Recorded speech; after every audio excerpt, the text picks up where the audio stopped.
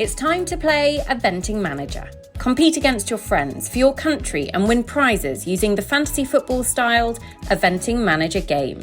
It is free to download in your App Store or on Google Play, and you can play along with eventing fans all over the world in picking your dream team. Pick carefully though, your $10 million budget sounds big, but you'll want to spend it carefully. Or if you prefer, you can let the computer do the picking for you. Once you've selected your team, then don't forget to check out the featured leagues to be in with a chance of winning some amazing prizes. For more information, go to www.echoratings.com.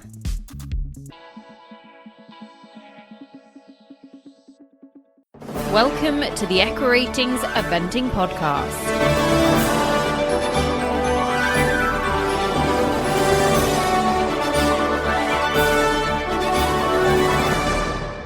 Welcome to the Echo Ratings Eventing Podcast. And listeners, it is 5-star week. Luhmuhlen is happening in Germany. And we have already done one preview show for you, but we promised you more as the week went on. So Dee is back with me. Dee, there's nothing quite like a 5-star to get the goosebumps going. You always kind of bring me in on that excitement stage. You know that my goosebumps, as you described them, are much more around the other class. But every time I keep bringing myself back to the 5-star, it feels like there's just this really interesting piece at the very top end of it. Like if you were to call it right now, there's probably 4 or 5 very reasonable answers that you can give that I don't think people would argue with. Michael Young's record at the top level of the sport, he's taking it seriously. He's going there. He's won here before. He's going to try put a big result up with Fisher Wild Wave. There's a former winner in the field with Tim Price. There's an incredible young British talent in the field with Molly Summerland. I mean, Tim has Ringwood Skyboy as well. I mean, and then of course there's Janelle, and Janelle had that massive result with Fairy Dynamo behind Escada here in the not too distant past.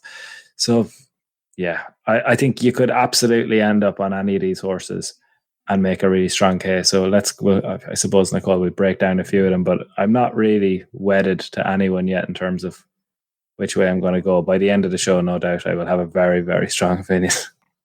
I'm interested. So we actually did our podiums at the end of the last preview show that focused mostly on the 4-star, which is the German National Championships. That is the class that Eventing Manager is being run across. And listeners, this show is out on Thursday. So dressage for the 4-star short has started, but both Thursday evening and Friday evening, after the first day of dressage and then before cross country, the market in Eventing Manager will reopen. So if you haven't picked a team or if you want to make any changes, you will still have time to do so. But let's focus on the 5-star because we picked our podiums. I wrote mine down to make sure that I stuck with them because I am an absolute monkey for changing and forgetting or, going down a different route. So I'm going to stick true to my podium. We'll finish with those at the end of the show later on. But I think we should just talk for a second about Michael Young, Fisher Wild Wave D, because he's a marginal favourite on the Echo Ratings Prediction Centre, 22% win chance. Mickey hasn't ridden at 5-star level since 2018. It's good to have him back. And the horse isn't overly experienced, but Mickey obviously massively so. Yeah, I mean, where to start? Of course, anyone with him there, you're going to have a massive shout. Let's deal with Fisher Wild Wave. Tokyo Test Event winner, correct. And I would say very likely going to be his preferred ride for the European Championships. Oh, God, yeah. I mean, there's no one else, is there? Who are you thinking? No, I mean, he's got a few others coming through. Who knows? Yeah. Mickey, but he's already said. I mean, I said that like I knew something he's said. I mean, it was like I had the inside line, but actually, Wave is going to the Europeans. I know. I mean, imagine. So everybody else waits like desperately to see if they're going to be selected, and Mickey's like, "Yep, I'm taking Fisher Wild Wave." I know. He's unreal. Okay, what does he do? So he's stepping up to 5-star for the first time. Is that correct? I think it is. It is, yeah. Wild Wave, yeah. He actually hasn't done too many, I would say, even 4-star longs. He did Pratoni and Stragom last year, both 4-star longs. Did those back to back late 2020. So I suppose it was like October, November 2020. That'd be right. And let's see, where did he start? So he started on a 33.7 on Stragom and a 28.7 at Protoni. Now, he has been as low as 22, but that's in a 3-star short. That was, again, that was April this year. Generally, Nickers, you're floating in around kind of, if you look at Fisher Wild Wave current form, last 8 runs, you're anywhere from a 3-star short up to a 4-star long. So you're in that region, and you're probably anywhere from 29 to 22. I'm going to discount that 22 because I don't feel that's just 2 or 3 or 4 levels below what he's going to be, the level he's going to be competing at this weekend. I don't know that you could go there. So you're probably looking at a 26, 27 start is my guess for Fisher Wild Wave in terms of the dressage. Then you go, okay, it's Michael, it's Luhmuhlen. They're going to give him 2 marks because it's Michael and it's Luhmuhlen. So they're going to give him probably a 24, 25 maybe. See, and I would say it's 26, 27 is the Michael and Luhmuhlen.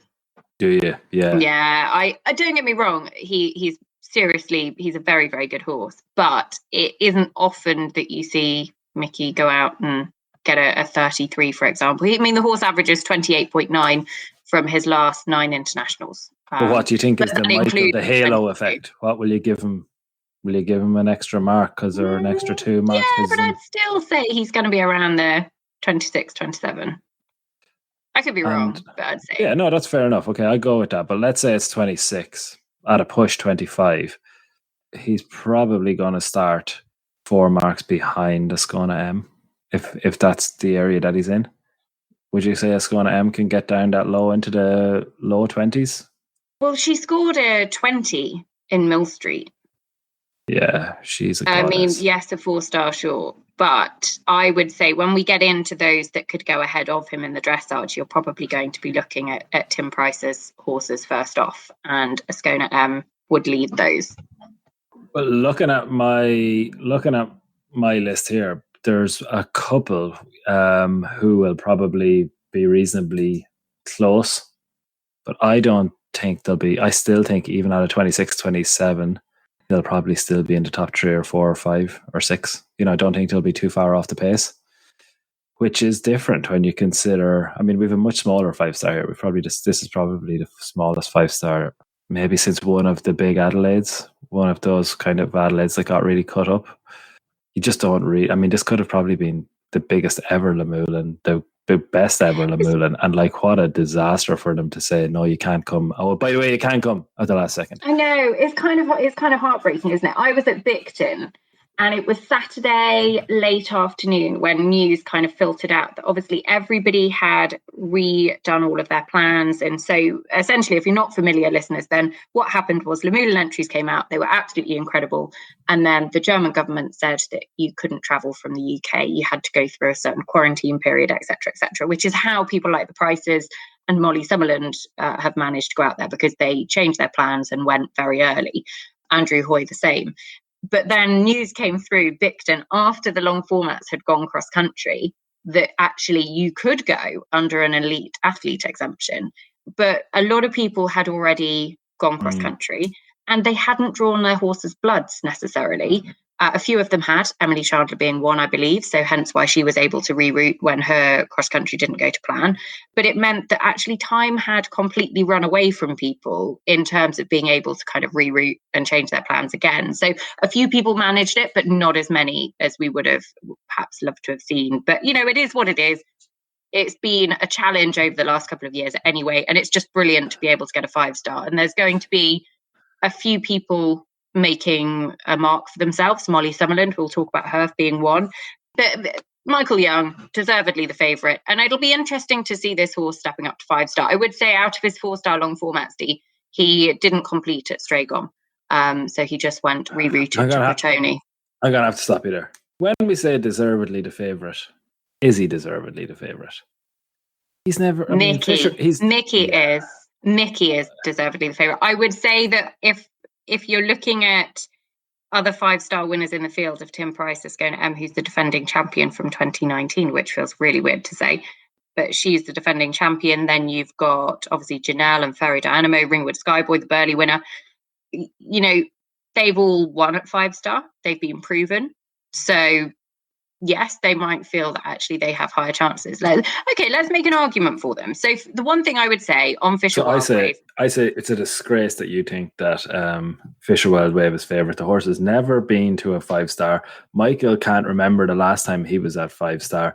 You're talking about a multi 5-star winner in Tim Price, and the horse has already come to Luhmuhlen and won, and she's going to start 4 or 5 marks better, and she barely ever knocks a pole.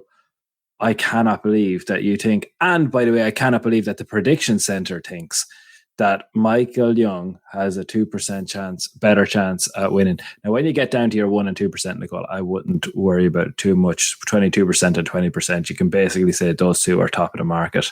There's not really much between them. And to be honest, we're only making the argument for the fun of it. There isn't really much between them. Michael does have a massive X factor. You would never say that just because the horse never been to 5-star that Michael is not going to go around there, deliver a 24 and finish on it. But it does feel like I think you'd be wrong to be in any way discounting Tim in particular and Ascona M in particular. I think you're probably right, to be fair. I'll take that. Okay, let's talk about Ascona M for a second, because she went really, really, really well at Mill Street. And he didn't actually run her cross country. He withdrew, but put in a personal best in the dressage, 20.1. And I think that would have been among Tim's best ever tests at 4-star short level as well. Whoa, better than that. Wasn't it his best ever test ever? Oh, it could have been. Yeah, it could have been. No, not could have been. It was. Oh, okay, it was. There we go. Yeah. So I would say his best ever test at 5-star was 23 with Wesco at Po last year. I'd say Ascona M has could challenge that here. I agree with you there. And actually on that, Nicole, if you want to see the record test, this Luhmuhlen was a place, by the way, when I was arriving in the sport, when I was a lad, Luhmuhlen was the venue that the very low dressage tests came, and people went inside the time. That was sort of the reputation, I would say, that I arrived into the sport. So probably somewhere from like 2010 to 2016, 2017. I think that's what people used to associate with Luhmuhlen. You had your Escadas and you had your Feira de Animos and you had, I don't know, Campino and Loch and Glen that all delivered these kind of low 20s tests. But if you want an example of how the sport has changed in the last even 3 to 4 years, the Escada test here, 21.8, and the Feira de Animo test, 21.9, they were records at 5-star. Pretty much records at 5-star. Luhmuhlen had that reputation, but actually I'm looking at the 5-star record at Luhmuhlen in terms of the tests. It's not really anything that there's 5 tests that are below 22, but we're starting to see that now. Like, you're starting to see, Kentucky deliver those. We saw badminton, we saw the Kilnabrad and Evo tests and all those. I just think that dressage is now it's made such massive strides that it isn't just arriving at some of the German horses at Luhmuhlen are able to do these low scores. That actually, maybe I'm wrong. I'm looking at it again. Like, I don't know. Even if Tim was to deliver a 22 on Escada, or on Ascona. On Escada? That would be a record. That would be a record. Yeah. Even if he got to 22, he would just about 22 points something, he would just about get into the top 10. I would say, though, I find it amazing, and this I find quite fun as well, is that obviously Germany have dominated their home 5-star in Luhmuhlen, but the dressage record in the 5-star actually comes courtesy of an Australian rider in Lucinda Fredericks, 21.2 back in 2012 with Flying Finish. So it's actually Australia that hold the record. And I would say that New Zealand would be aiming to try and tackle that this weekend. Go on then, quick bet for you. Will Tim Price, Ascona go below that? Will they set a new Luhmuhlen record? Sub 21.2? Yeah. What's the bet? You're so bad at the betting game, aren't you? I'm so bad at the betting game. Okay, we'll do an over or under. So what do you think first? Will he go below 21? I don't actually think he will. It's very low. I think he'll be up there in the lead, but I don't think he'll go below it. So I'd say that. I'm afraid you're wrong. Tim Price will go below 21.2. Really? Okay, The go on main story coming out of Friday evening, when all of our friends across the water, including you, Nicole, and I've no doubt by tomorrow evening, you are going to have your face painted in a St. George's cross as the mighty England team take on their friends from Scotland. And we have, Euro 2021 fever is underway on the British Isles. There'll be this small pocket of people who don't care who will be celebrating an Ascona M new dressage record at Luhmuhlen. And I'm pretty sure we're going to see something very special from Ascona. And I think they'll go past Lucinda Fredericks on 21.2. They'll go past Julian Despotin on Waldano 36, 21.3. Ingrid Klimke on the famous Escada, what a horse she was, 21.8. I think that leads us on to our next combination then. I would just say one thing on Ascona M before we go past her, is that she's only ever had one cross-country jumping penalty in her entire international career. So from 20 competitions, she's only ever had one fall, which was at Po back in 2018. I think that was in the water when Tim fell off a couple of his. One test ever that has gone above 29.9. So that was, of course, with Janelle and not with Tim. That doesn't count, yeah. But I mean, she's incredible. I think she is an incredible horse. Let me go on then to Fairy Dynamo, who I put up, and I'm going to keep her there as my one to beat. So she is on the top of my podium. Fairy Dynamo, Janelle Price, who actually have the second best ever finishing score at Luhmuhlen. She is a former Luhmuhlen winner. She's been second to Escada a few years ago as well, back in 2015. She's been top 20 at an Olympic Games. She's hugely experienced. She's incredibly flashy. And I would say, listeners, for those of you who are Janelle fans, like myself, there is a When Nicole Met Janelle show out tomorrow, Friday, supported by Bedmax. It will be part of the excitement around Luhmuhlen, but I spoke to her a few weeks ago and it is out tomorrow. So stay tuned for that. She is just remarkable. And I was as terrified as you think I might be before recording that interview. Anyway, Fairy Dynamo she's a really classy mare. She's very feisty. And I would say that she can be quite hot. She tends to kind of be on the edge of that sort of brilliance. She finished on her dressage score of 21.9 back in Luhmuhlen in 2015 when she was second to Escada. But she's been here twice. She's been inside. She's had a win and been second. She averages 24.5 from those two scores, and she's jumped clear show jumping from both of those. Her average final score from those two runs is 25.1. That, I think, is good enough to see her as hard to beat in Luhmuhlen. Okay. Now, I don't like doing this, because I know it's an unpopular opinion, because that particular combination are so popular. However, I don't see it. I would say that we get drawn into the 2015 finishing score, but it's 2015 is the thing to be aware of, 21.9. She then won in 2018 as well. Correct, on a dressage score of 21.7, and it's an example, or a finishing score of 28.3.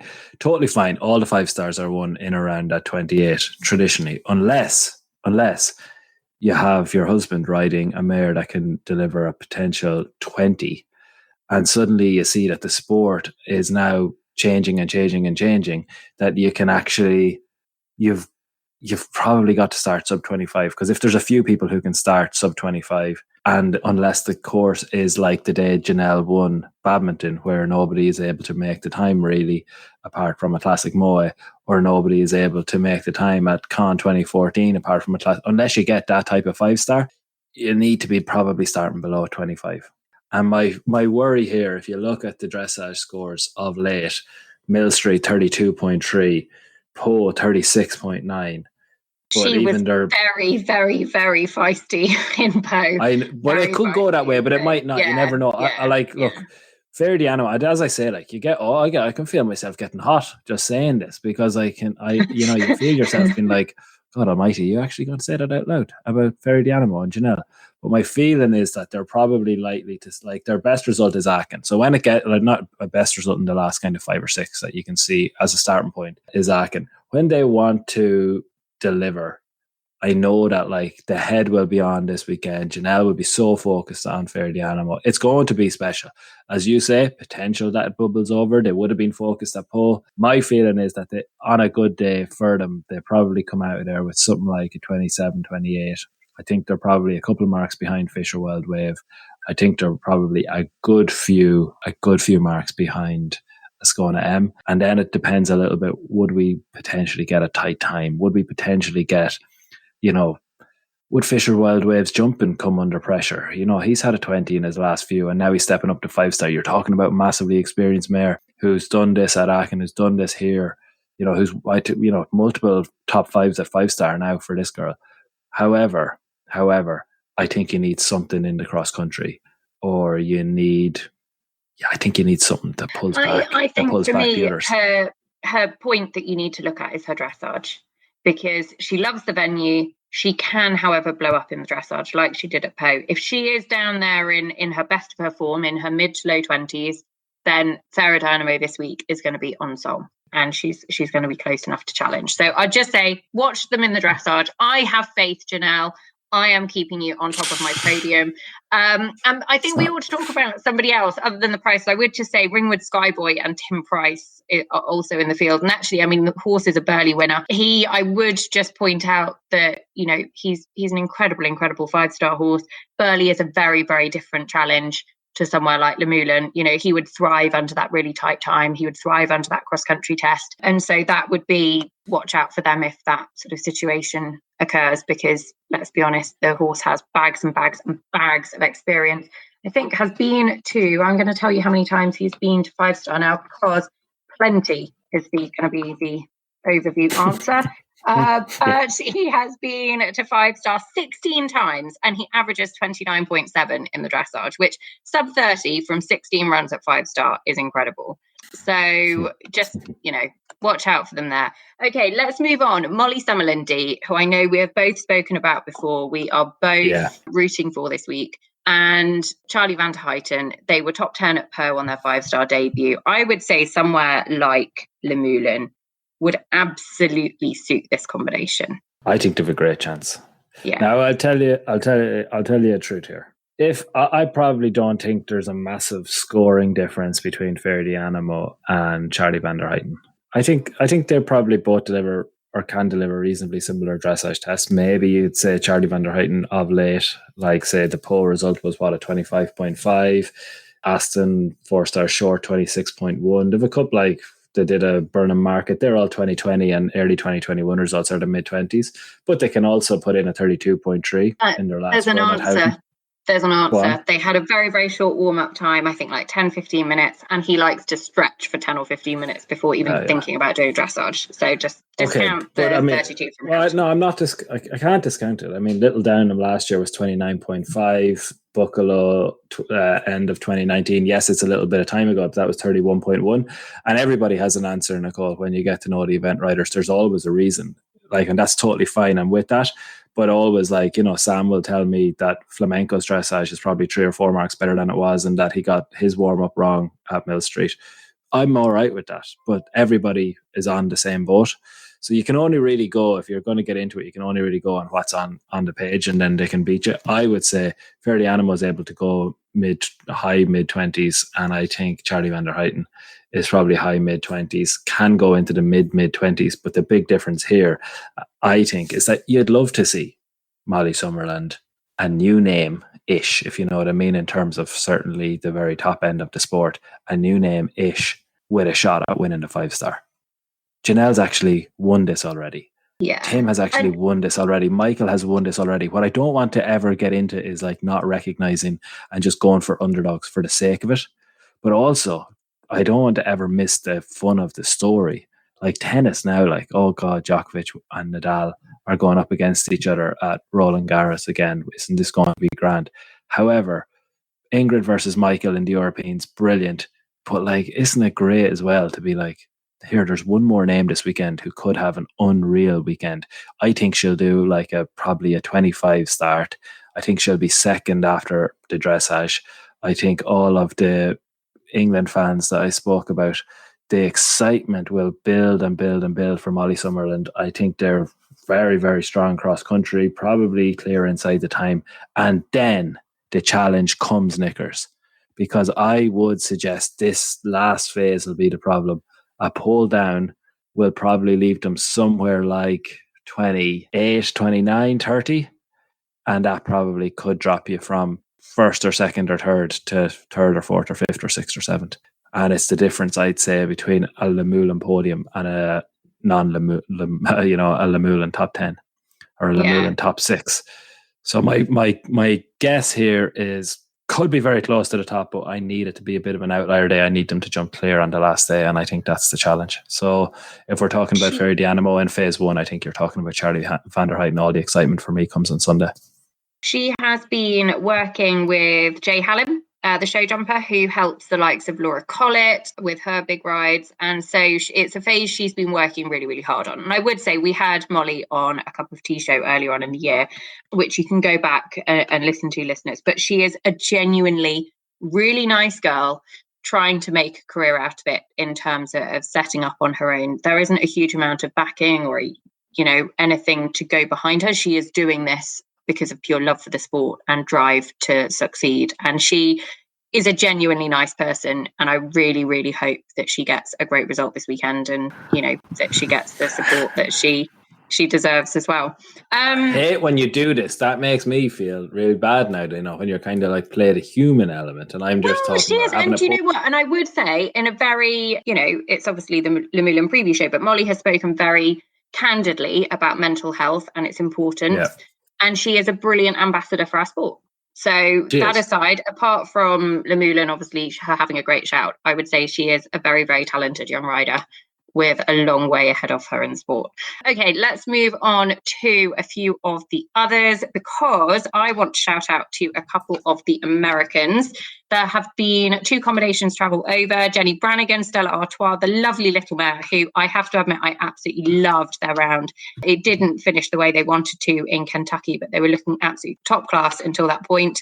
And Jenny also has, I think, 8 runs at 5-star level in recent years and averages 28.1, so we'll be up there after the first phase as well. So Jenny and Stella Artois are there, and also Ariel Grols and Leah Moore Masterplan, who I have to say, when I saw them at Burley a couple of years ago, bearing in mind the horses had 2 5-star runs now, Kentucky in 2019, Burley 2019, and Burley picked up plenty of time for cross country, but finished, I think, best of the US combinations, was inside the top 12. But they are serious combination, and I think will very much be on the radar of Eric Duvander going into the World Games next year. They're a very, very classy combination, and the US team are looking for a good 5-star results. I hope that we'll see one of these 2 feature. They both have very good top 10 shouts, to be fair. So for the US, I think we should also talk about, Dee, is there anybody else you want to talk about before I go on to my, Brit flag waving mission for a second? Oh, well, I'd love to step in if I know that's what's coming. Just give me a second. Why don't you fly the flag for the Irish? Because Cathal Daniels, LEB, Leas Jewel are fascinating. Yeah, Jewel is going to be interesting. And Cathal, obviously, we know as a star. So I think Jewel was with Camilla back in the day. She is a much loved little mare. The first phase will be I mean, I suppose we're talking about a different story to the top end of where we've just come from. Probably a mid-30s start, I would say. Again, similar to some horses, I think you're looking for kind of a tough jumping track, tough cross-country jumping track. I think they do have a good international record now, and they are good show jumpers. But my feeling is, it's a big test. He's delivered, he has delivered big tests before, but probably she hasn't travelled that much. Blenheim, mainly Irish internationals. Other than that, she has a few Irish international wins, plenty of Irish top 5s. She goes there to take her shot, but she'd be a great shout if you were looking for a horse to finish on the dressage score. She'd be a great shout to give them a chance of doing so. They were 1 second over the time when they completed the only 4-star long that they've done at Blenheim back in 2019, and then they jumped clear. Very good show jumpers, as you say. But I'd say he's a fast rider, Cathal Daniels, and if whatever they start on, they should have a pretty good chance of finishing close to it. Yeah, I agree with that. I'm trying to see if there's anyone else that we're going to miss. Have you looked at? I've got four more. I want to. You haven't seen the guy that's the picture on your bedside table. You haven't spoken about him yet. Actually, if I tell you the truth, I put that away. When Rosa was born, I just felt the whole thing was so weird that Maxime Levy was sitting there looking at me every morning. So, no, I folded that up. I haven't gotten rid of it. It's in storage, and maybe I will take it out. You'll be delighted to know that. Oh, yeah. No, it's a beautiful picture of him. It's just such strong features. But Maxime, Vegas. What do we know about Vegas? Vegas de Boson. Vegas de Boson, I seem to remember, I'm trying to double check, I have commentated on them before. They've been third at Stragom. Actually, do you know what? They've been third at Stragom in the long format. That was behind, the year that Harry Mead won with Superstition and Andrew Hoy and Vasily were second. Then it was Vegas de Boson and Maxime Levio. And they've also been top 10 at Bramham, which is a pretty decent result, to be honest. And that was in the straight Bramham as well, not the under 25s, because Maxime's too old for under 25s. But what I'm trying to say is have some very good, solid 4-star form. I would just put it out there. Don't necessarily pin all your hopes on a clear round in the show jumping on Sunday. Have only jumped a handful of clear rounds and can have quite expensive additions to their final score in that phase. Oh my God. Okay, so there could be polls down on Sunday. Well, let's not spend any more time in Vegas. I suppose you're probably going to talk about the Could Be Anything horse. And when I say could be anything, I mean could win the 5-star at Luhmuhlen, but also could come last. And it's a bit of a toss-up. I presume you're going to talk about Christoph. Christoph Wöhler. Complete gamble in so much as you say, could absolutely do anything. Christoph Wöhler, Cayetan S, and they have had some brilliant results, plenty of top 10s at 4-star short level. I would just put out that they could go anywhere from a 22 in the first phase up to nearly a 40. And that is because, the horse, watch their dressage. All of the action is on H&C Plus, but watch their dressage because he is unbelievably flashy. And if he can keep a lid on it, that's when the low scores come in. But it so often just bubbles over. And unfortunately, the marks then leak out left, right and centre. But he is a very, very beautiful, cool horse. And if he is up there after the first phase, Christoph was actually listed as one of the nominated entries for Germany. And I wouldn't say, he's running in the 5-star, which perhaps says it all, that he would be going to Tokyo. But the European Championships would be a very real target, I think, for this combination at the end of the year if they have a good run here. So I've actually put them on my podium. I'm going to back them to have a cracking result and say that they will come in third. Oh, wow. Are we going to podiums? Yeah. Well, I've got a couple more I need to mention, but I'll do it very, very quickly because Dee and I said we'll do a really quick preview show, but actually we were both meant to be on a call 5 minutes ago. So I will start by saying Emily Chandler, Gorkfadder Diamond, who are the Blair long format 4-star winners from a couple of years ago, actually were one of the ones that managed to get out from Bicton, left very early on, I think, Monday, and have rerouted. So she didn't have the run cross country that she'd have wanted, but she had a problem early on at some really influential angled brushes, I think it was, and actually pulled up and saved the horse for another occasion before the news filtered out that actually Luhmuhlen was a possibility. And so have rerouted. Luhmuhlen was their plan A, Bicton was their plan B, and Luhmuhlen's gone back to being their plan C. So brilliant for them to have made the trip. And Emily is a very, very underrated rider as well. So look out for them. In fact, we'll try and get Emily on the show at some point over the weekend too.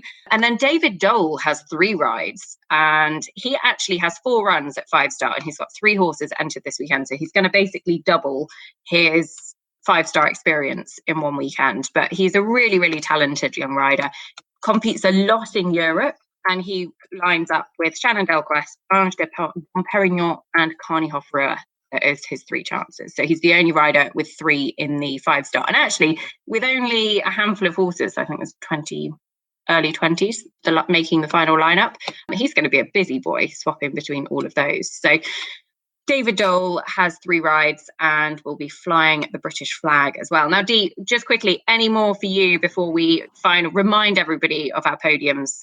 No, that's everybody for me, Nicole. Okay, who was your podium again? Stick with it. Can you remember it? It's definitely changed. It depends. Do you want my heart or my head podium? I want your podium. I don't mind which thing it comes from. Look, if you really want the answer to the question, Ascona M wins this doing absolute handstands. She'll be 5 marks ahead of the field. Luhmuhlen excitement will be over by Friday evening. No one can catch her. If you want the story, you have to say it's Charlie van der Heijden stays within a rail, and even though Ascona M leads, it all gets bunched up at the top, and that it all goes into the final day, and anyone can have a rail on the final day.